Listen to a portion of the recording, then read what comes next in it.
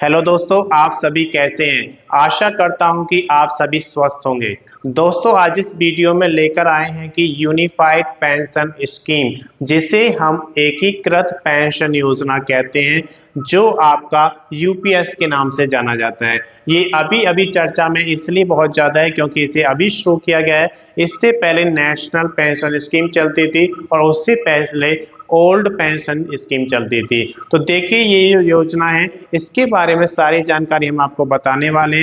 अगर अभी तक आपने चैनल को सब्सक्राइब नहीं किया, सब्सक्राइब करें, वीडियो को लाइक करें और ज़्यादा से ज़्यादा शेयर करें, ताकि ये वीडियो उन सभी दोस्तों के पास पहुंचे जो यूनिफाइड पेंशन स्कीम का लाभ उठाना चाहते हैं। तो आइए, इसकी सबसे पहले जानकारी हम आपको देते हैं कि ये योजना कब शुरू हुई है। तो ये योजना की प्रारंभिक तिथि यहाँ पर देख सकते हैं, 1 अप्रैल 2025 से लागू हो चुकी है। इस योजना में जो अभी कार्यरत कर्मचारी हैं, उनको 30 जून तक का समय दिया गया है कि अगर वो 30 जून तक यहाँ पर एनपीएस से यूपीएस में कन्वर्ट करना चाहते हैं तो उसके लिए आवेदन कर सकते हैं। नए कर्मचारी जो 1 अप्रैल 2025 के बाद नए सिलेक्शन होंगे, उनको यहाँ पर चॉइस मिलेगी कि 30 दिनों के अंदर आपको बताना है कि आपको एनपीएस चूज करना है या फिर यूपीएस चूज करना है। इसके बाद केंद्र सरकार के जो कर्मचारी हैं, जो वर्तमान में कर्मचारी हैं, वो एनपीएस से यूपीएस में जाना चाहते हैं तो उनको ये विकल्प चुनना पड़ेगा और इसके लिए केवल एक बार आपको एनपीएस या यूपीएस का विकल्प चुनने का मौका दिया जाएगा, जो नए कर्मचारियों की बात है। और जो पुराने कर्मचारी एनपीएस से यूपीएस में जाना चाहते हैं तो उनको भी एक मौका यहाँ पे दिया जाएगा। इसके बाद हम बात करते हैं कि जो यूपीएस है, क्या वो राज्य सरकारें यूज करेंगी या नहीं। तो डिपेंड करेगा राज्य सरकार के ऊपर कि उन्हें यूनिफाइड पेंशन स्कीम लागू करना है कि नहीं करना है। उसके बाद पेंशन की बात करते हैं कि यूनिफाइड पेंशन स्कीम में आपको कितनी पेंशन दी जाएगी। तो इसमें जो पेंशन आपको मिलेगी वो अंतिम 12 महीने का जो बेसिक और डी है उसका एवरेज निकालकर उसका 50% आपको दिया जाएगा। यानी कि जितना 12 महीने में मिलेगा उस सबको प्लस करके 12 से आपके डिवाइड कर देंगे और जो वैल्यू आएगी उसका 50% आपकी पेंशन के रूप में आपको दे दिया जाएगा। इसके बाद हम बात करते हैं कि अगर आपने सर्विस 10 वर्ष तक की है या फिर 10 से 25 वर्ष तक की है, कम से कम 10 वर्ष आपने सर्विस की है, तो आपको 10,000 रुपये पेंशन के रूप में मिलेंगे। और 10 से 25 वर्ष तक के हैं तो कम से कम 10,000 पेंशन मिलेगी। उससे ज़्यादा आपके टाइम के ऊपर डिपेंड करेगा कि कितना टाइम आपने सेवा की है।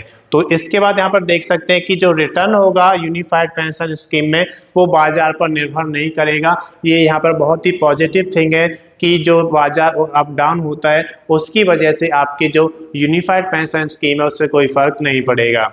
निवेश की अगर बात करते हैं तो 10% कर्मचारी का निवेश होगा। यहाँ पर बेसिक और डीए का 10% प्रति माह आपका निवेश होगा। उसके साथ साथ जो सरकार होगी वो 18.5% निवेश करेगी। तो ये सारा आपके अकाउंट में जमा होता रहेगा।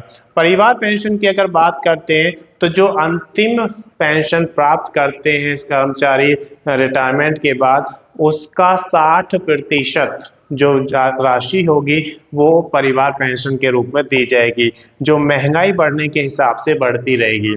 इसके बाद हम बात करते हैं कि जो बेसिक और डीए का 1/10 भाग यहाँ पर आपको एक मुश्त दिया जाएगा जब आप रिटायर होंगे, और वो कितना दिया जाएगा उस पर आपका नंबर ऑफ ईयर्स का मल्टीप्लाई होगा, लेकिन ये पर छमाही यहाँ पर कैलकुलेट किया जाएगा पर हाफ ईयर। उसके बाद हम बात करते हैं कि जो आपकी पदोन्नति वाले जो केसेस हैं वहाँ पर प्रॉब्लम आएगी। इसमें वहाँ पर थोड़ा नुकसान उनको झेलना पड़ेगा।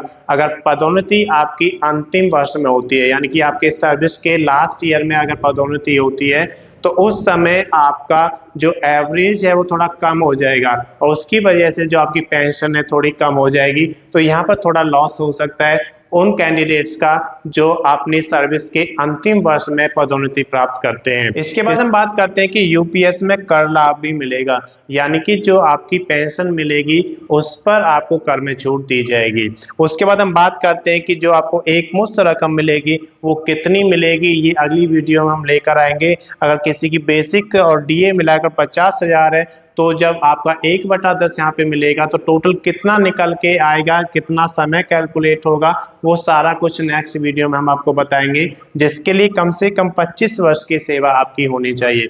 मैं समझता हूं कि इस वीडियो के माध्यम से यूनिफाइड पेंशन स्कीम यानी कि एकीकृत पेंशन योजना आपको अच्छे से समझ में आ गई होगी। दोस्तों इस वीडियो में सिर्फ इतना ही। अगर अभी तक आपने चैनल को सब्सक्राइब नहीं किया, सब्सक्राइब करें, वीडियो को लाइक करें और ज़्यादा से ज़्यादा शेयर करें, ताकि ये वीडियो उन सभी दोस्तों के पास पहुंचे जो यूनिफाइड पेंशन स्कीम का लाभ उठाना चाहते हैं।